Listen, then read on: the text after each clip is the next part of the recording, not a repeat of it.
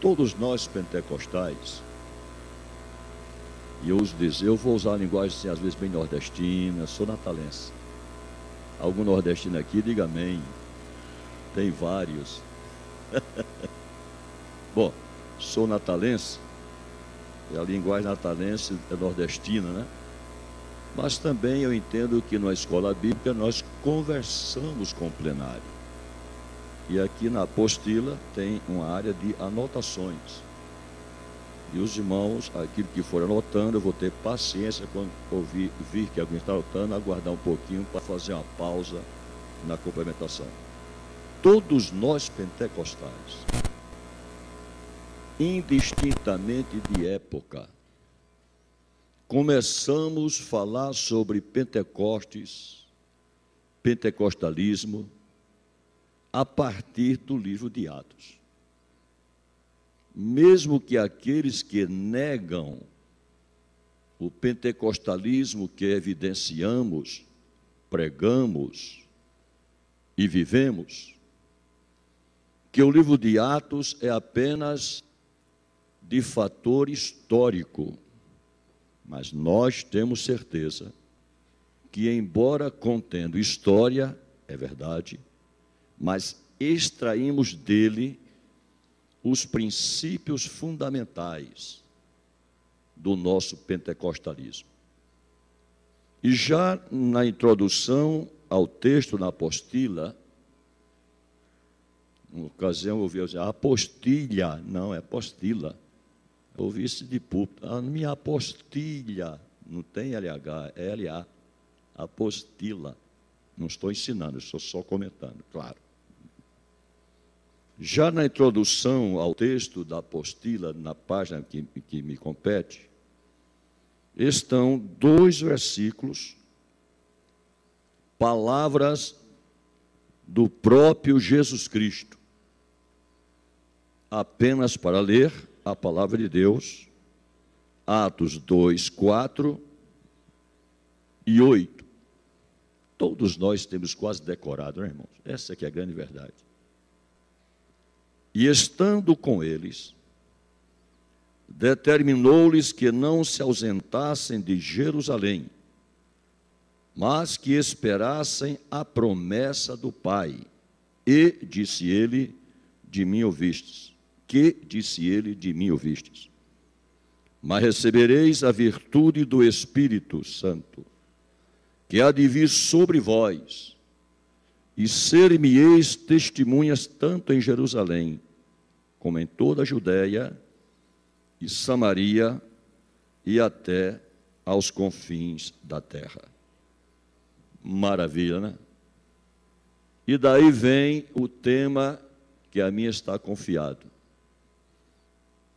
O propósito de Deus com o pentecostalismo. No próprio parágrafo inicial, eu expliquei com palavras rápidas que o pentecostalismo, a origem da palavra e por que é aplicada. E consta, como aqui está, que quando começou nos Estados Unidos, ou começaram nos Estados Unidos, os primeiros grupos formados de irmãos que saíam de suas igrejas de origem, porque negavam ou os expulsavam o batismo com o Espírito Santo. Ouça que coisa grave eu falei aqui, né, irmãos? Parece até que eu estou insinuando ou criando atrito com outras denominações históricas. Não há esse propósito. Estou falando no âmbito da Assembleia de Deus. Não estamos insinuando, nem incentivando dissensões ou beligerâncias com outras denominações. Eu estou colocando o histórico dos fatos na sua realidade. A proporção que alguns irmãos nos Estados Unidos começaram a ser batizados com o Espírito Santo, foram saindo de suas igrejas por convicção de fé, isto é, não se sentiam mais à vontade naquilo que negavam. Outros foram expulsos. e no Brasil temos na história inicial as mesmas situações vivenciadas de então. E aí surgiu a palavra pentecostalismo, e aí escrevo eu, está na apostila. A palavra pentecostalismo, palavra surgida nos Estados Unidos, atribuída ao movimento de grupos de cristãos que no início do século XX foram batizados com o Espírito Santo. A derivação desta palavra remonta à festa de Pentecostes, coisa mais preliminar, pastor, sei, mas é dentro do argumento. Festa de Pentecostes, a segunda das 3 principais, eram 7, mas se destacavam 3, sabemos disto. E tal festa, apenas para conferir e informar, em Deuteronômio 16, 9, festa das semanas.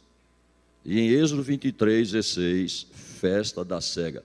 Quando eu comecei a participar de cultos, de doutrina, eu ficava numa confusão na minha cabeça.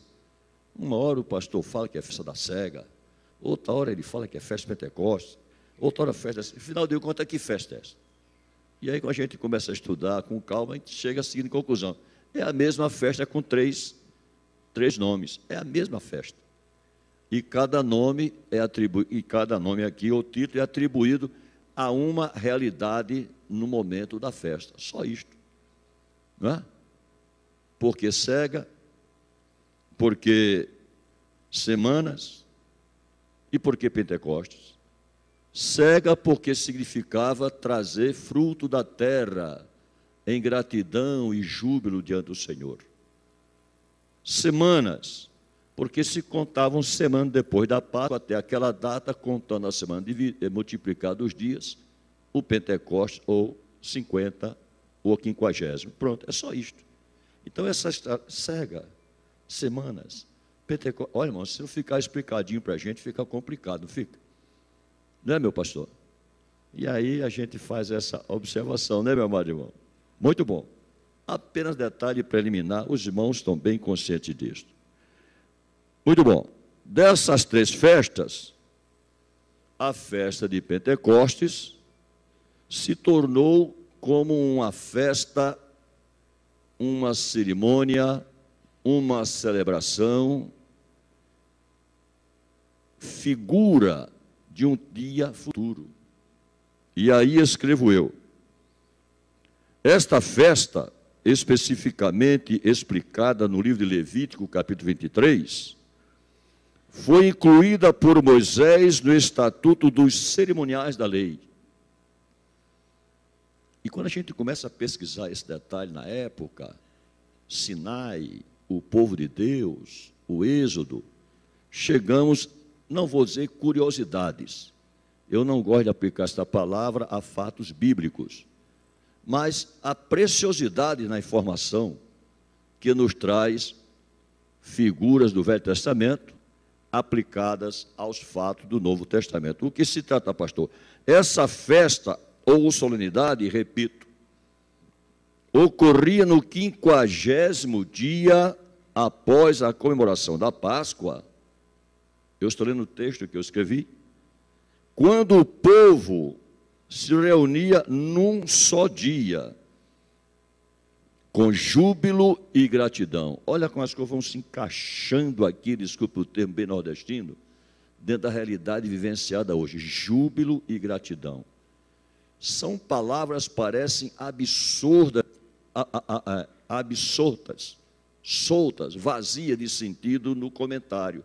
Não, faz sentido este binômio na festa, quando o povo não ia apenas por ir, ou pelo menos não devia ir apenas por estar presente, mas iam com sentimento na alma, um gozo no coração, uma expressão de felicidade, do digno ao Senhor, do glorificar ao Senhor.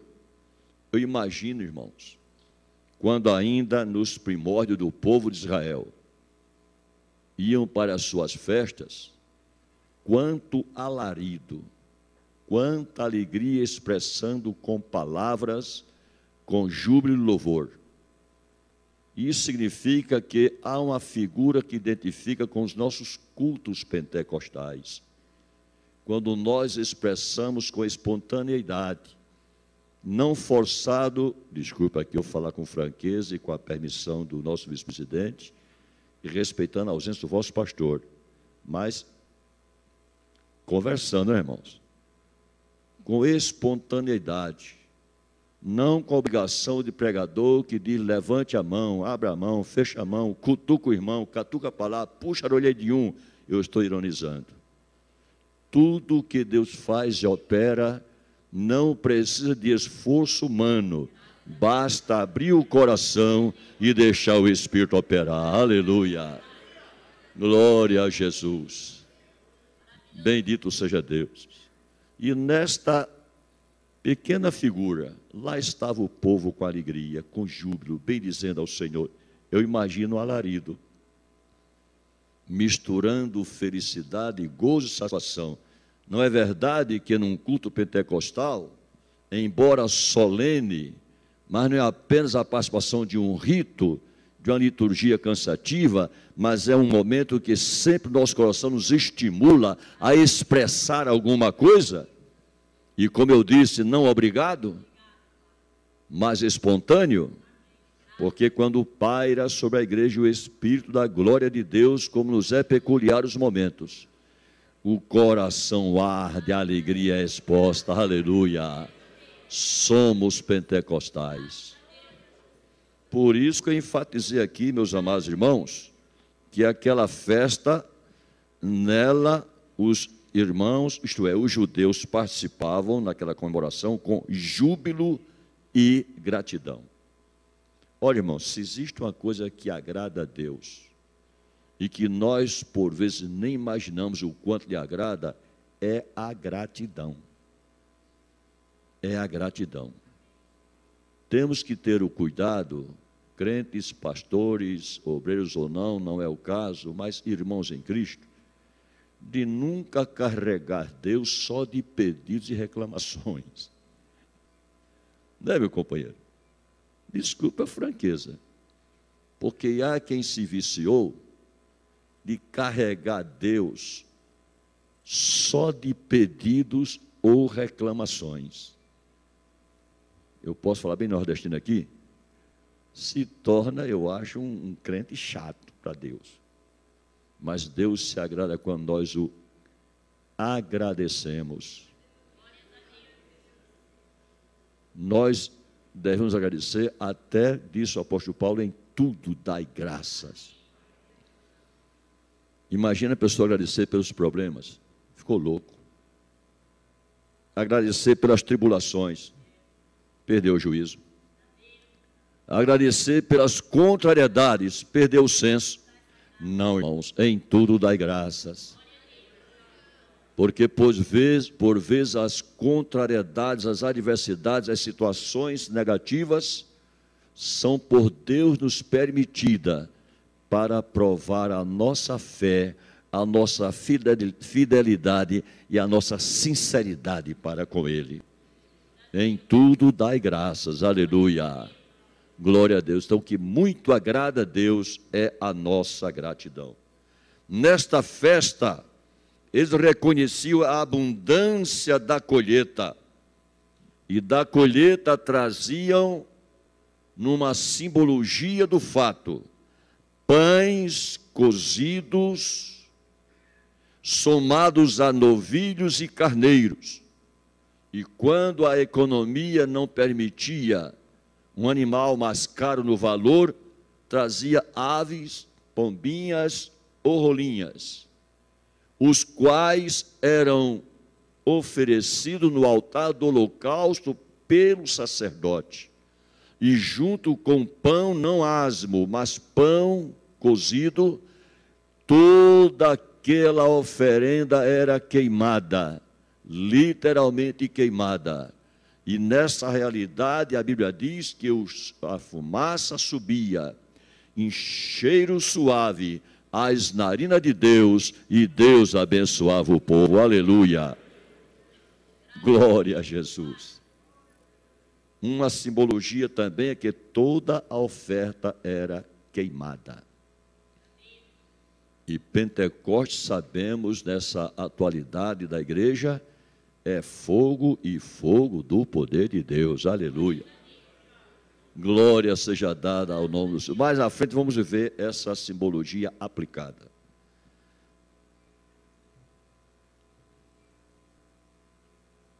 Não por coincidência, olha que detalhe. Não por coincidência, Deus determinou a Moisés, quando chegaram lá no Sinai, dizendo a ele: fala para o povo se santificar. Fala para o povo se santificar. Disse mais, determinando ao povo que lavassem as vestes durante 2 dias. Coisa esquisita, né, irmão? Não é, meu pastor? Tem umas coisinhas na Bíblia que parecem são meio estranhas, não, irmão? Coisa linda na Bíblia, quando você senta no canto da parede, desculpe, irmã, a expressão, desculpe, pastor, lá no cantinho da sua casa, você deve ter aquele cantinho que não é uma idolatria, nem é o lugar que você fica ali quietinho, se 1 hora, 2 horas, um dia, não sei, e você começa a ler, começa a ver detalhes, e começa a mexer aqui, e vai sendo esclarecidamente coisas do detalhe que parecem nada, mas têm profundidade na sua realidade. Aleluia. Não é, meu pastor? Então, o povo, determinado por Moisés, diz a Escritura Sagrada, eles se santificaram 2 dias, isto é, consagraram momentos especiais. Consagrar instantes exclusivos, e as suas vestimentas para se apresentarem a Deus teriam que ser lavadas. Olha que obrigatoriedade, olha que obrigatoriedade. E a Bíblia diz para nós que vivemos uma vida de santidade e apresentação diante de Deus com pureza, em todo tempo sejam alvas as tuas vestes, e nunca falte o óleo sobre a tua cabeça. Aleluia.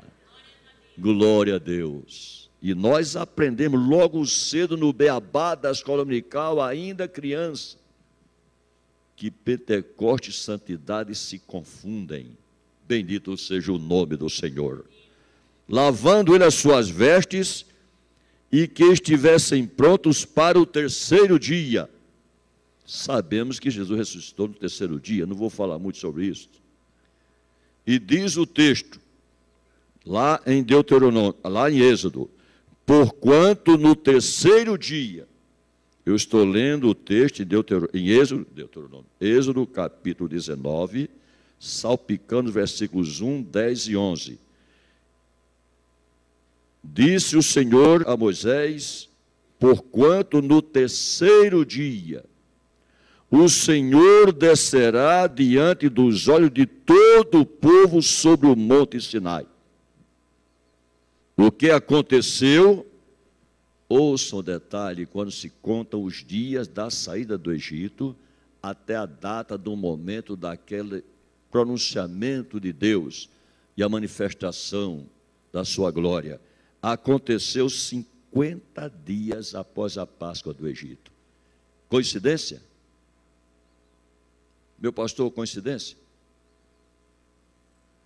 Do dia 15 de Abib até o dia 15 do mês, do 2º mês da saída, se contaram 50 dias. E nesse 50º dia, todos nós que lemos o livro de Êxodo 19 sabemos que a manifestação da glória de Deus, quando Deus pronunciou Ele mesmo para o povo a lei e ordenanças, a Bíblia diz que o monte Sinai fumegava. Ora, balabaixa. Oh, bendito seja Deus. Foi visível aos olhos dos mais de 1 milhão da população no deserto. Raios, trovões e o soar de trombetas. Oh, glória a Deus. E não eram trombetas do povo, eram coisas que vinham do céu. Era um monte, parecia, na minha imaginação, parecia aquela grande fogueira, imagina. Quando fizemos uma viagem de excursão a Israel, atravessamos o Sinai. E chegamos ali por volta no Monte Sinai, ao pé do Monte Sinai, por volta das 4:30 da tarde, 5 horas, já estava a tarde se indo. E aí, meu pastor, eu me desvinculei um pouquinho do povo e fiquei assim, exatamente como eu vou fazer aqui agora. Não adorando o monte, mas a minha imaginação indo longe. Aquele monte, uma geografia tremenda, monte grande, os que já foram lá sabem o que eu estou dizendo. E na minha imaginação, ao mesmo tempo, meu coração louvando a Deus, e até com uma certa ousadia, se não atrevimento, dizendo, Senhor, eu gostaria de ver aqui o que aquele povo viu. Porque é impressionante, irmão. Ler já é bom. Chegar diante daquela geografia, olhar aquele monte extraordinário de ocupação geográfica no espaço e na altura, e imaginar que aquilo ali fumegava, era labareda para valer, acompanhado de trovões, relâmpagos e o clangor de trombetas. Irmãos, era um barulho extraordinário. E se não bastasse a visão e o barulho, a voz de Deus não falou macia como a minha voz, desta parte, que grave é. Mas deve ter sido uma voz estampida para aquele povo, que certamente tremia todo aquele lugar, a ponto de o povo ter medo da presença do Senhor e dizer, Moisés, não deixa mais Deus falar conosco, senão nós morremos. Eu pergunto, aonde a presença e o poder de Deus está, não é cemitério de túmulos, mas é de alarido de vozes de alegria, de poder e glória a Deus, aleluia, bendito seja o nome do Senhor, glória a Deus, alabachurianta, aleluia.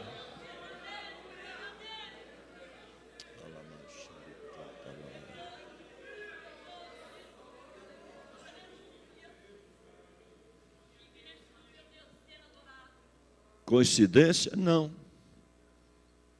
Não. Providência de Deus já estabelecendo figuras como enigmas a serem distinguidos. E que a própria hermenêutica do pentecostalismo na Bíblia vai nos mostrando. Bendito seja o nome do Senhor. Concordando com o argumento, e aí eu fui buscar também literatura, claro. Eu sou aprendiz. Tem que aprender, né, pastor? A gente vai buscar literatura. E eu, como sou, não fanático, irmãos, eu sou nascido e criado na Assembleia de Deus, imagina. Mas não é fanatismo, não, é uma convicção. Alguns colegas me chamam de assembleano. Pode me chamar, sou mesmo. Nada contra, sou mesmo. E aí fui buscar literatura. Né, pastor? Né? Sou aprendiz, né? Vai, né, meu pastor Luiz? E olha que coisa linda. Na teologia, no livro de teologia, publicado pela CPAD, na página 180, há um texto do pastor Antônio Gilberto, que diz assim, das 7 festas sagradas de Israel, A quarta, que é a segunda das três mais importantes, era a de Pentecostes. Eu estou lendo exatamente o que está lá no livro. Teologia Sistemática Pentecostal, CPAD. Ali é CPAD, eu não estou fazendo propaganda não, viu, irmão? CPAD, página 180. Das 7 festas sagradas de Israel, a quarta era de Pentecostes. Aí ele abre aspas, Levítico 23, 15 e 16. Ocorrida no 3º mês de Sivan, e durava um dia, dia 6 de Sivan, mês que corresponde mais ou menos ao nosso mês de junho. Agora se calcula 15 de Abib, abril, 15 de Sivan, o povo chegou, 45 dias, né? 5 dias após, 3 de preparação e consagração, um dia de chegar, e um dia que Moisés subiu ao monte para falar para o povo. Dá certinho 50. Isso não é cabala e nem inventação, é contar dentro da data. Verdade, igreja? Então não foi mera coincidência, pastor Luiz. Deus trazendo nessas coisas bem escondidinha, uma revelação futura, que temos o privilégio de viver a data. Aleluia! Bendito seja o nome do Senhor. Meus amados irmãos, eu falei sobre o século XX, quando foram batizados com o Espírito Santo, começou novamente o movimento batismo com o Espírito Santo, e aí eu faço também outra observação. Sempre conjugamos avivamento com o surgimento de mais um movimento pentecostal. Ouçam. Pastor Alcibiades Pereira Vasconcelos, saudosa memória. Ele dizia assim: não gosto de chamar a nossa igreja de denominação. Falava isso. Eu entendo que somos um movimento do Espírito. Ele falava isso. Quem conviveu com ele sabe disto. Eu não gosto de referir a nossa igreja como uma denominação. Ele assegurava que era um movimento do Espírito.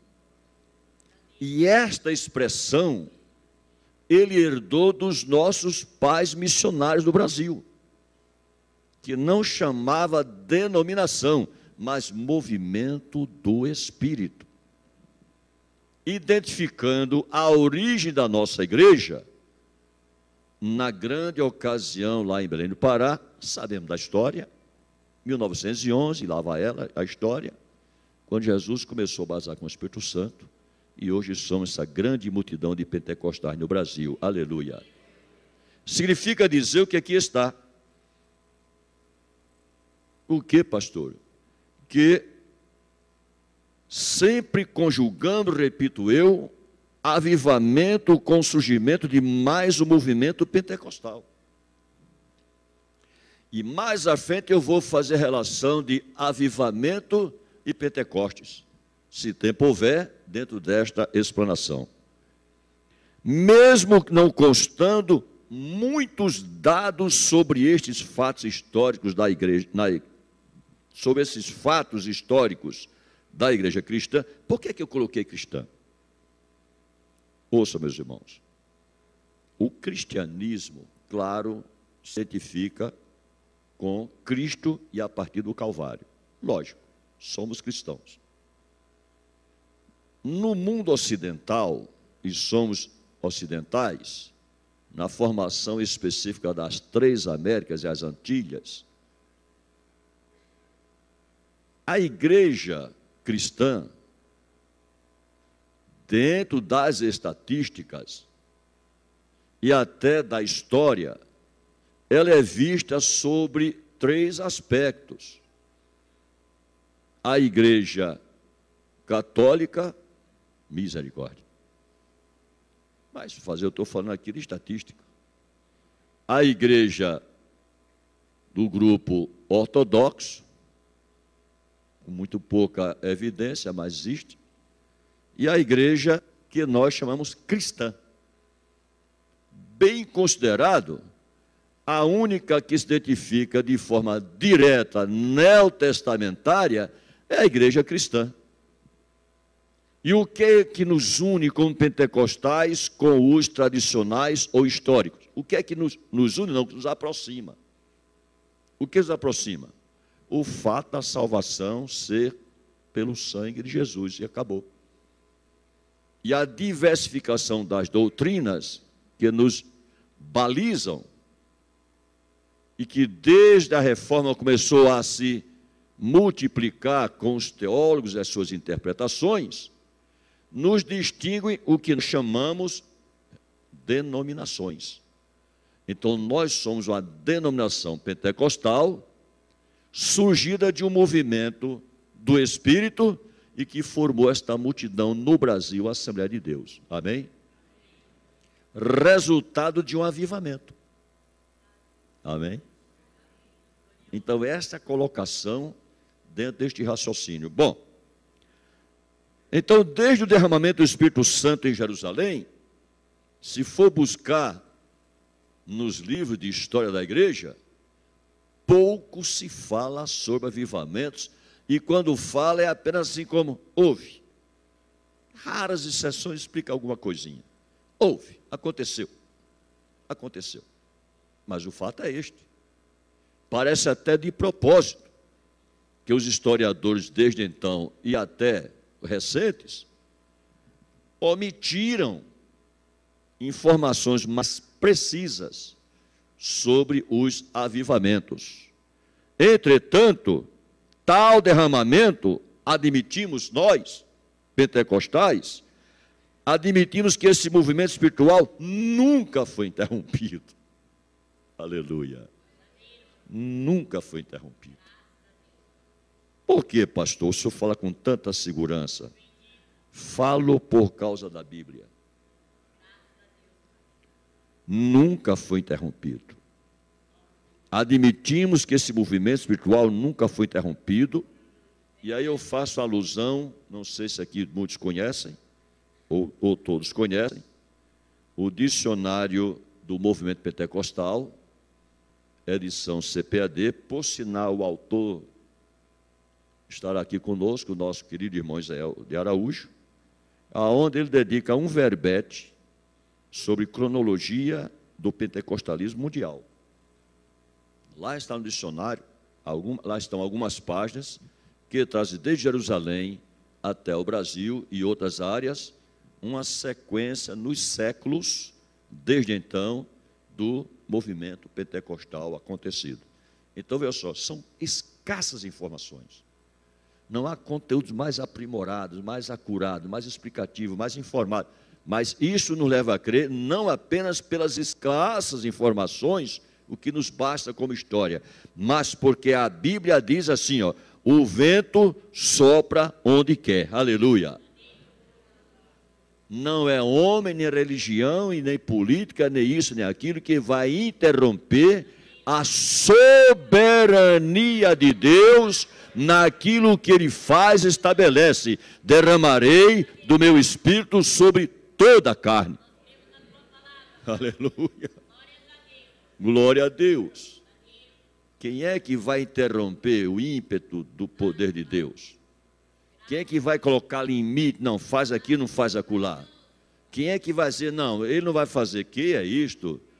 Ele é Deus poderoso, soberano, a sua vontade expressa, e diz, operando eu, quem impedirá?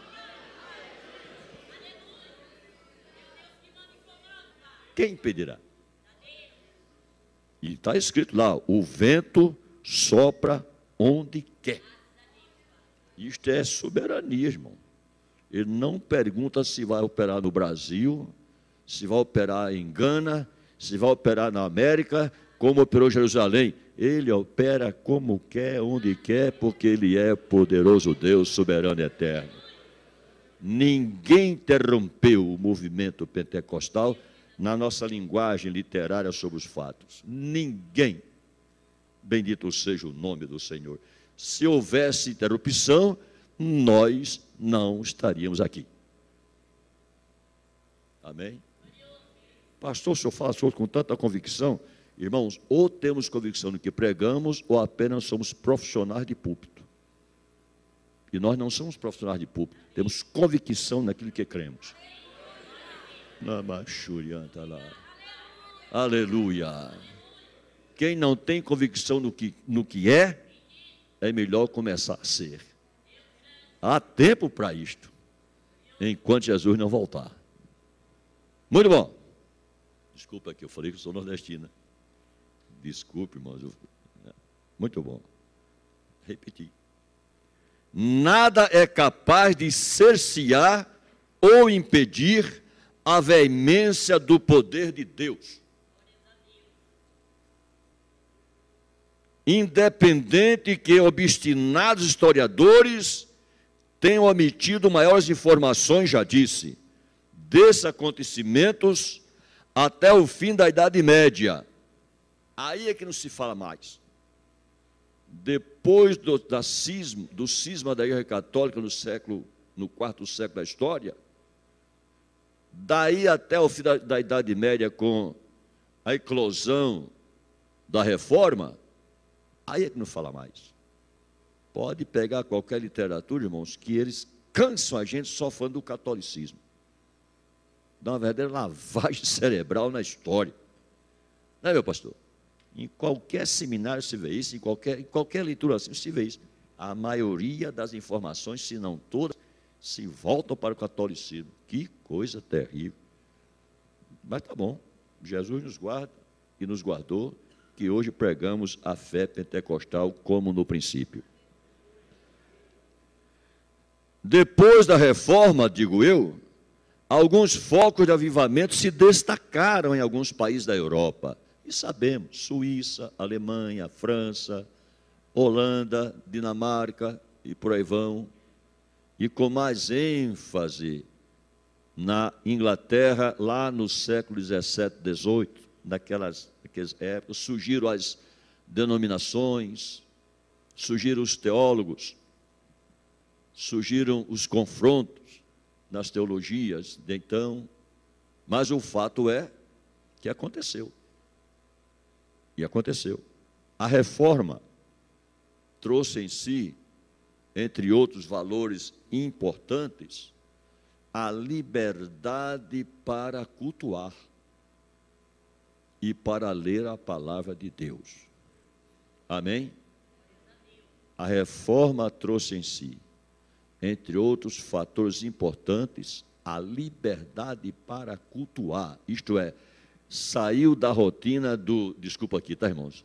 Do Ave Maria, sem ironizar, do Pai Nosso que está no céu, das novenas e enfim, das repetições vazias e das liturgias com muita pompa, como ainda hoje, mas vazia de sentido, se não satisfazendo Satanás.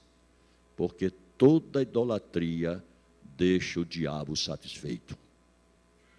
E a reforma trouxe em si outros fatores de grande importância. A liberdade de cultuar e de, pelo menos, ler a palavra de Deus. Glória a Jesus. Glória a Jesus. Eu creio que aqui nós temos, entre irmãos e irmãs, alguns que podem testificar de pessoas que, pela simples leitura da Bíblia, se converteram. Pela simples leitura da Bíblia. Conheço um pastor, foi missionário do Brasil na África. Ele trabalhava no Rio de Janeiro, veio do Maranhão. Era um católico não praticante, mas confesso. E no Rio de Janeiro, não sei se aqui, hoje tem self-service, né? À vontade, né? No Rio de Janeiro, como várias partes, tem aquelas pensões onde tinha almoço, né? Eu mesmo no Rio, quando trabalhava, ia para a pensão almoçar, até que me casei, aí a minha linda morena fazia meu almoço. Né, minha filha? E ele, num daqueles dias, naquelas pensões, almoçando, o dono lá, o gerente, falou assim: fulano, não vou dizer o nome pela ausência de respeito, fulano, passou aqui um camarada, comeu, bebeu, e depois que não tinha que pagar. Eu falei, como é que você vai fazer? Ele disse, olha, eu tenho um livro aqui, vou te dar, empenhar esse livro aqui, depois eu passo e pago. E botou o livro aqui, ó, já se faz tempo, esse camarada nunca mais voltou. Tu queres esse livro? Vou acabar jogando fora. Vai me dar o livro. Ele levou o livro, morava sozinho lá na República, e sabe qual era o livro? Era uma Bíblia Sagrada. Se converteu lendo a palavra de Deus. Se converteu lendo, está aqui, ó. Bendito seja o nome do Senhor. Minha querida avó, saudosa memória, mãe do meu pai, numa cidade do Rio Grande do Norte, muito carola, como ainda hoje, o catolicismo lá é prevalecente, lá na divisa tripla de Paraíba, Rio Grande do Norte e Ceará, Luiz Gomes, a cidade, lá nos idos de 1920, olha lá. Minha avó hospedou em sua casa, por acaso, uma senhora que era compositora de Bíblia. E deixou com minha avó uma Bíblia, minha avó lendo a Bíblia, viu lá que não farás para ti mais escultura, foi perguntar ao padre, o padre zangou, tomou a Bíblia, mas vós citou a Jesus.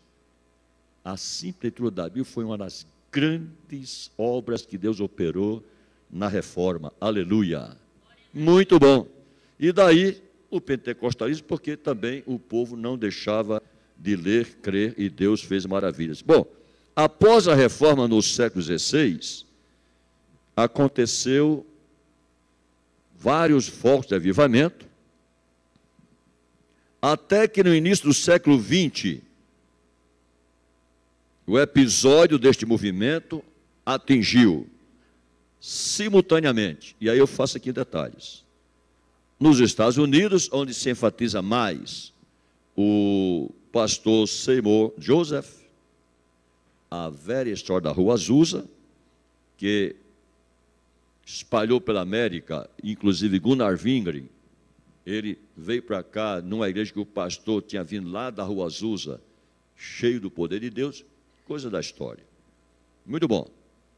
E a nossa própria história no século XX, com Gunnar Wingren e Daniel Berg, sabemos disto, com reflexo na Suécia, pastor Levi Petrus, e aí a história, aliás, é matéria do pastor Israel, eu não vou entrar nesses detalhes, em respeito à matéria dele. Resultando tal movimento, no que hoje temos aqui, repetindo, sem cansar a vossa inteligência, a querida Assembleia de Deus do Brasil, que embora administrativa e ministerialmente esteja diversificada em vários blocos, como sabemos, né? Madureira, Sila Malafaia, recentemente Belém do Pará, infelizmente aconteceu, e outros menores, mas no conjunto nós cremos que Jesus Cristo salva, cura, batiza com o Espírito Santo, opera sinais e maravilhas e em breve voltará. Aleluia! Glória a Deus! E se existe uma analogia que se possa aplicar à nossa igreja, nós somos, nessa analogia, a quarta geração de Abraão, os assembleanos do Brasil. Como é isso, pastor? Eu sou da quarta geração de obreiros. Eu sou da geração dos filhos de Jacó. E os filhos de Jacó, 12, um deles foi dito assim: o cetro não se apartará de Judá. Então eu creio que nós, que temos a linhagem ainda conservadora e ligada administrativamente à CJDB, somos o Judá dos filhos de Jacó. Entendo eu nesta metáfora, apenas metáfora, para refrescar a memória. Somos uma Assembleia de Deus. Aleluia. Glória a Jesus.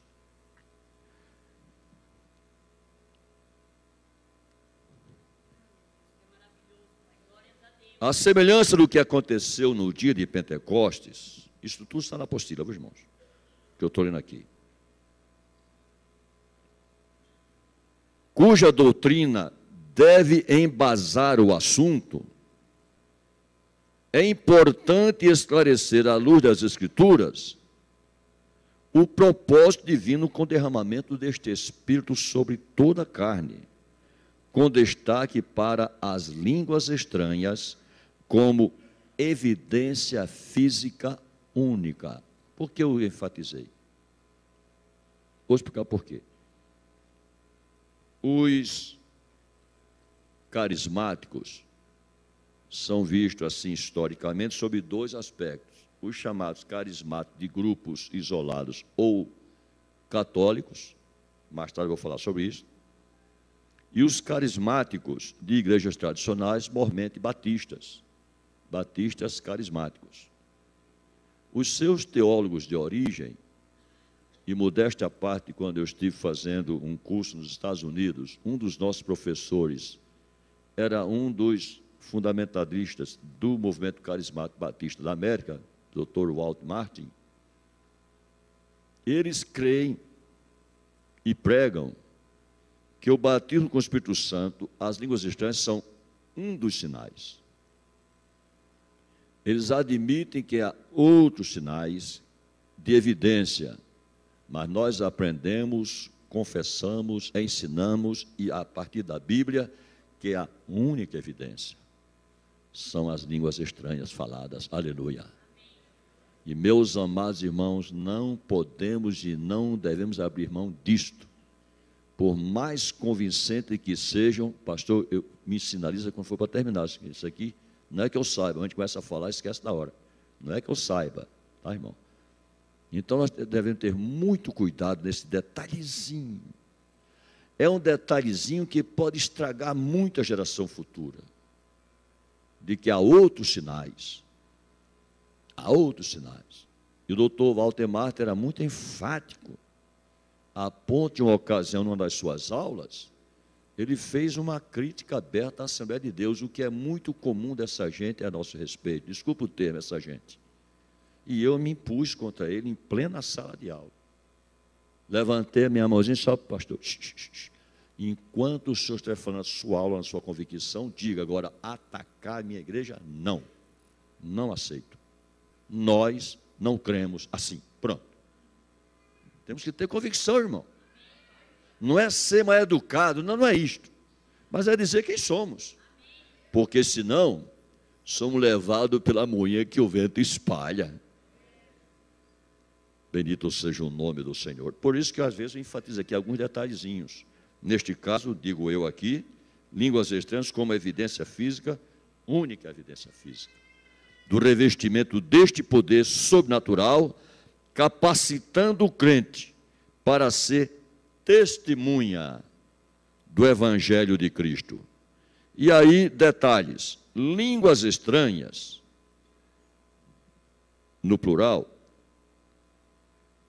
é um fenômeno sobrenatural que acontece quando um crente cheio do Espírito Santo começa a falar expressando palavras num fonema desconhecido, sob dois aspectos. A glossolalia, somente entendida quando o mesmo Espírito usa alguém com dom de interpretação de línguas para interpretar. E xenolalia é uma palavra aplicada a quem fala um idioma ou dialeto não estudado e desconhecido pelo interlocutor. Entenderam, irmãos? Línguas estranhas, esses dois aspectos. Ambos os casos não resulta de esforço pessoal ou estímulos externos. Já vi alguém batizando com o Espírito Santo? Eu fui secretário nacional, modéstia à parte, da ADONEP. No início, um grande trabalho, não sei agora, estou muito tempo desligado. E numa ocasião, na conferência em Pernambuco, Recife, na década de 80, veio um preletor da América, respeitado, está tudo isso bom. O pastor Pimentel Salor Morris estava conosco na ocasião. E ele começou a ensinar como falar línguas estranhas. Imagina, irmão. Imagina. Mas, meus amados, da maneira mais absurda, inaceitável que se possa imaginar. Um homem daquele, com a capacidade até intelectual, respeitada, fazendo um negócio daquele, parece até que, desculpa, eles tomam um porre e ficam falando coisas que não dá para entender. Olha só, irmão. Pega os 2 dedos, põe embaixo da língua e começa a falar assim, amém, aleluia. E vai acelerando, amém, aleluia, amém. Aí pega um dedo, bota em cima da língua. Daí a pouco você vai rolar, aí você tira, você está falando língua estranha. Irmão, isso é coisa do inferno, irmão. Desculpe a franqueza. Pastor, desculpa, eu falo assim, bem, eu converso, tá, pastor? Para mim isso é coisa do inferno, é para enganar mesmo. É para enganar, meu amado irmão. Não precisa esforço humano. E nem incentivo externo, por qualquer que seja, porque é obra direta do Espírito Santo. É o guache divino que invade a alma, invade o ser. E o Espírito Santo penetra na mente, onde está a formação das palavras nos seus fonemas. E impulsiona a linguagem. E a pessoa fala línguas estranhas, glorificando e bendizendo o nome do Senhor.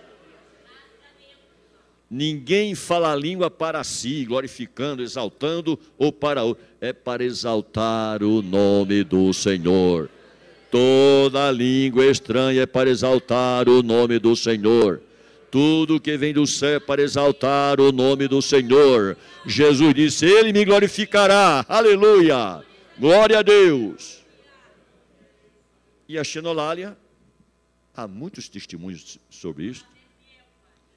Recentemente eu estive lá no Amapá, pastor Lúcio France, e ele contou-nos a respeito de um momento que for, se não me esqueço do fato, foram fazer o lançamento de uma pedra fundamental lá numa área da igreja, e lá estava uma família judaica, a convite dele, um empresário lá, e entre os irmãos, uma irmã começou a falar em línguas, e começou a falar línguas estranhas em hebraico. Coitadinha, sem desmerecer, nunca estudou nem direito, porque a sua condição educacional era mínima, é mínima, está viva. E quando terminou o momento, aquele cidadão disse assim, pastor Lúcio France, eu conheço essa senhora, como é que ela fala hebraico tão bem? Porque tudo que ela falou foi para mim, eu me alegrei.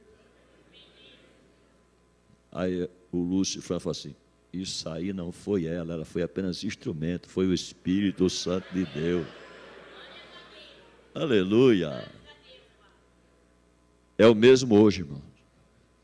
O que ele fez e operou em Jerusalém, que eles falaram línguas estranhas, e depois línguas que alguns transeuntes ouviam nas suas próprias línguas e idiomas. Ele é o mesmo ontem, hoje, eternamente, aleluia. Ele disse, se creres, verás a obra de Deus.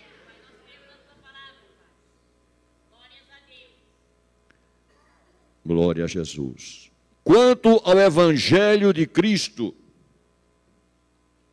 nessa referência ao Evangelho, o apóstolo Paulo, na carta a Romanos, capítulo 1, versículos 16 e 17, afirma que o Evangelho é o poder de Deus, significando ter a mesma natureza e identidade com o poder do Espírito Santo derramado sobre nós. Isso é um fato. Como disse Jesus Cristo, poder do Espírito Santo que há de vir sobre vós. É o poder de Deus para a salvação. Poder do Espírito Santo que há de vir sobre vós. Eles se identificam. É o mesmo poder. Bendito seja o nome do Senhor. Ou seja, ressalvados os respectivos contextos, A salvação da alma está para o pecador. Olha aqui a ressalva que eu fiz. Ressalvados os respectivos contextos, não me envergonhe do evangelho, que é o poder de Deus para a salvação de todo aquele que crê. Recebereis o poder do Espírito Santo e ser-me-eis testemunha. Ressalvados os contextos, a identidade do evangelho como poder de Deus e o poder do Espírito Santo. O Espírito Santo, a salvação da alma está para o pecador, que é transformado pelo poder do evangelho, quanto o batismo no Espírito Santo está para o crente, que é revestido pelo poder de Deus. Dependendo em ambos os casos da fé. Como está escrito que a fé vem pelo ouvir, e o ouvir a palavra de Deus. Romanos 10, versículo 17. Maravilha, né, irmão? Pentecostal inquieto, né, irmão? Não é, meu irmão? Não é, meu amado irmão? Pentecostal é inquieto, quando começa a falar isso aqui, meu Deus do céu. Na apostila, vem um segundo parágrafo, promessa do derramamento do Espírito. São alguns parágrafos, vamos esforçar para ver se até amanhã à noite, não que eu saiba, mas no desenvolvimento, nós possamos chegar aonde couber. Promessa, está na apostila, é um compromisso natural e soberano de Deus. Não confundir o sonho de Deus, porque agora tem muita gente sonhando o sonho de Deus, viu? Tem muita gente. Tem um bocado de Nabucodonosor por aí, tem um bocado de Faraó por aí, tem um bocado de José por aí sonhando o sonho de Deus, viu, irmão? Não é ironia não, né, irmão? É convicção, tá bom? Tá bom? Se alguém aqui compreende, me perdoe a minha franqueza. Tá bom, irmão? Estou falando de convicções. Mas o que tem de gente sonhando o sonho de Deus aí, e manda aos irmãos, sonha o sonho de Deus. Como é que eu vou sonhar o sonho de Deus? Mas tá bom, deixa para lá. Pronto. Meu Deus. Opa. E aí, irmão, invade tudo. Invade tudo, é. Tem pregador também, irmão. Tem pregador também. Ainda mais os neopentecostais. Porque essa invasão de coisas que são desatinos para nós pentecostais são invasões neopentecostais. É outro detalhe em tudo isso aqui. Que devemos ter muito cuidado com essa miscigenação que anda por aí. Muito bom. Promessa é um compromisso natural e soberano de Deus. Não sou eu que vou dizer, o Senhor me faz a promessa. É Ele que espontaneamente assim faz. Ele é soberano. Aleluia. Cujo cumprimento tem o empenho de... Está na apostila. Tem o empenho de sua palavra. Conforme falou para Jeremias. Eu velo sobre a minha palavra para cumprir. Quer mais carimbo do que esse, irmão? Um carimbo. Tá. Pronto. Não é, minha irmã? Ele faz a promessa, edita a promessa, divulga a promessa e diz, eu vou cumprir. Quer mais, pastor? Quer mais, irmão? Hein? Amém?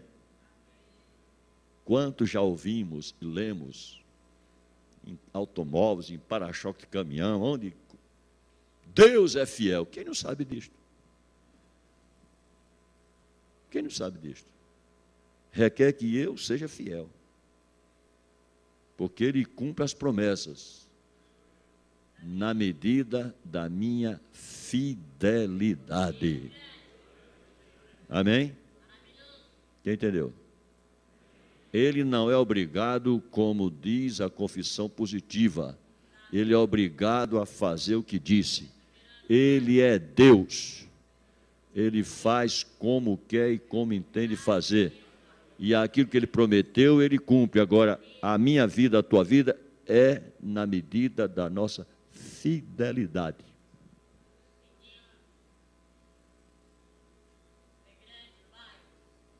Amém. Glória a Deus. Outro detalhe interessante, irmãos, e herdado no neopentecostalismo, é que com base nessa realidade das promessas de Deus, eu vou profetizar para você, como se profecia fosse brincadeira de menino, ou ato artístico, ou apenas para empolgar a multidão. Eu profetizo. Profetizo o quê? Receba o quê?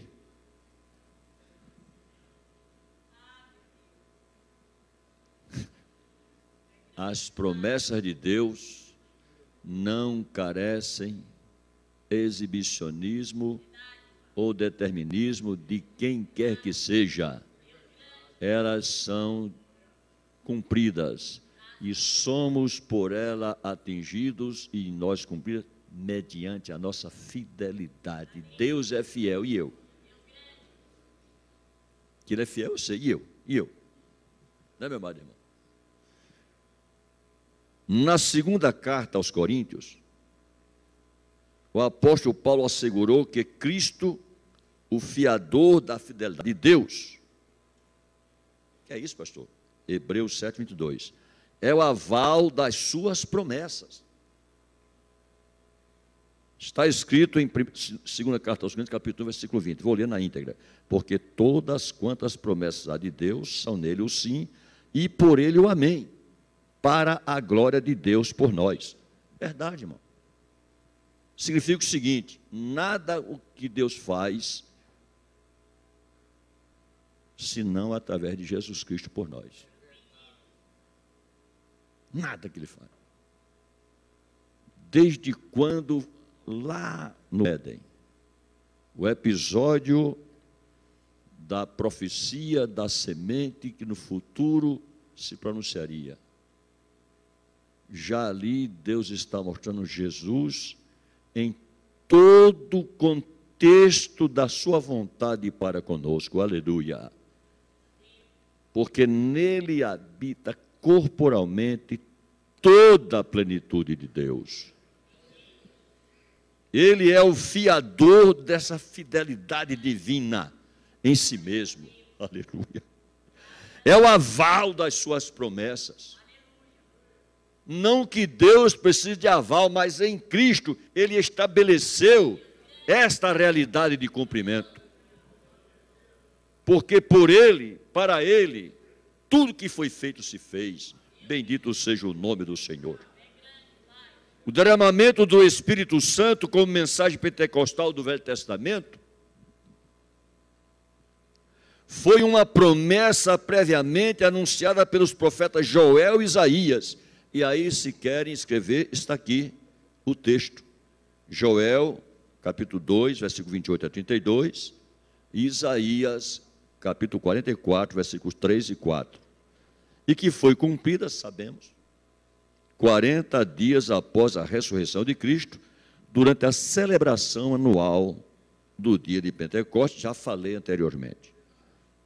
Sob o impacto, presta bem atenção a essa situaçãozinha aqui, aquele detalhezinho da Bíblia, sob o impacto de um som vindo do céu, como de um vento veemente e impetuoso que encheu toda a casa, os quase 120 irmãos foram cheios do Espírito Santo.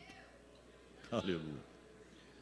E falaram em outras línguas, entre parênteses, línguas estranhas. Episódio historicamente marcante para o cristianismo, já falei sobre a distinção do cristianismo na presente época. Pode falar, pastor.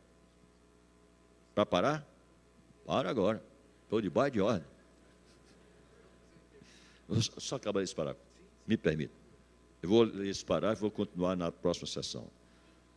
Dando início, como usamos dizer, à inauguração da igreja, cuja mensagem deveria ser insistentemente pregada, é a determinação de Jesus, para não ocorrer em qualquer época esfriamento ou deserção da fé pentecostal, sobretudo a ausência de avivamento, como ocorreu em épocas anteriores. E aí eu faço aqui, se permite o pastor, em 2 minutinhos, uma abordagem sobre avivamento. Trata-se de experiência sobrenatural, quando o Espírito Santo opera de forma poderosa e contagiosa numa igreja ou em grupos isolados. Vimos a experiência do Brasil, um grupo de irmãos formou-se a nossa igreja, certo? E pode ocorrer numa igreja formada o mesmo fator do derramamento desse Espírito como avivamento. Muito bom. No sentido de reviver, pela experiência pentecostal, o que aconteceu em Jerusalém no dia de Pentecostes, promovendo revigoramento, ou seja, um despertamento dos crentes, quando acomodados com a letargia espiritual. Olha, irmãos, a acomodação do ir e vir aos cultos, de participar de uma liturgia, de participar de uma... essa situação, quanto mais, por vezes começa a esfriar o candeeiro, sabe, irmão? E é preciso que nós sejamos sempre renovados dessa graça, nesse poder. O avivamento, ele esfria porque o crente esfria. Essa que é a grande verdade.